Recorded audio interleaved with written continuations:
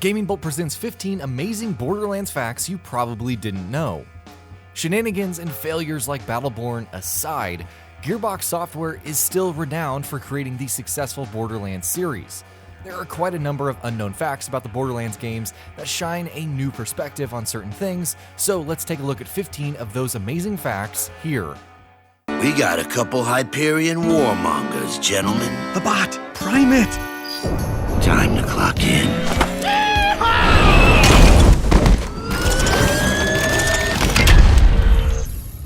Hi. Kill them all! Don't shoot my face! Not quite 87 bazillion. One of the major factors of Borderlands has been its extensive collection of guns. Borderlands 2 pushed this concept of having 87 bazillion guns. A little crazy, right? Except the actual number was closer to 16,164,886. Gearbox CEO Randy Pitchford would later note that the number of guns was actually 17,750,000. Either way, that's a lot of guns. A different art style. When the first Borderlands was being advertised, it was a very different art style that was grittier and more realistic. However, as time progressed, Gearbox opted for a cel-shaded look.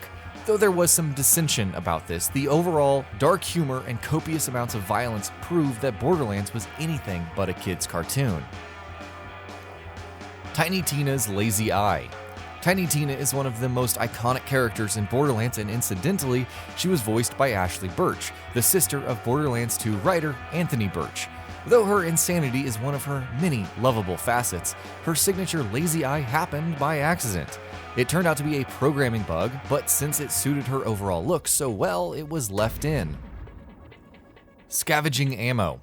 In a game about guns, it's a given that sooner or later you'll run out of ammo. Of course, it also doesn't help that some bosses take copious amounts of ammo to kill, especially in True Vault Hunter and Ultimate Vault Hunter mode. However, it's actually possible to receive ammo for a weapon if you pick up the same type of weapon from the ground. The more you know. Two Sullied Flesh. Have you ever heard a psycho recite William Shakespeare's famous Two Sullied Flesh soliloquy from Hamlet? And we mean the whole soliloquy. Apparently, that can happen in Borderlands 2, whether a psycho is close to dying or just feeling poetic in general. Let it not be said that the denizens of Pandora are not well read. That this too solid flesh would melt, thaw, and resolve itself into a dew, or that the everlasting had not fixed his cannon against self-slaughter. Oh God! God! 42. Hitchhiker's Guide to the Galaxy references pop up throughout the series, but the number 42 is perhaps the most significant. It's the answer to the ultimate question of life, the universe, and everything in Douglas Adams' book, and can be seen in the base cooldowns for the Commando and Gunzerker. An enemy's weak point highlighted by Zero's Bore skill will also have the number 42 next to it. Early spoiler.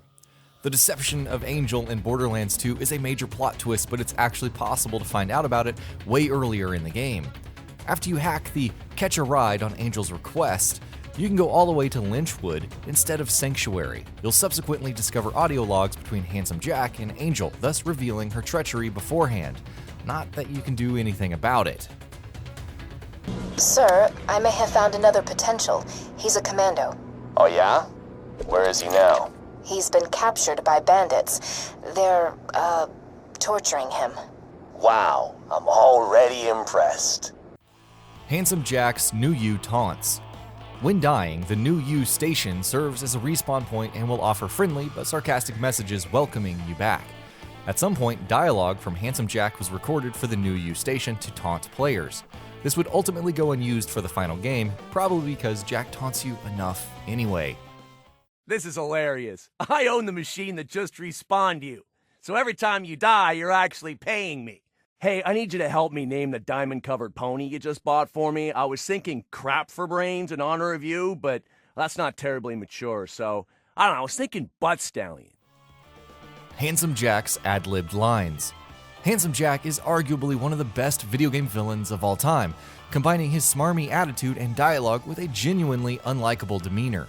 Some of his best lines didn't come from writer Anthony Birch, but voice actor Damon Clark instead. Clark would ad-lib lines like, "These pretzels suck," in the whole dialogue about Butt Stallion, which would become some of his most popular lines.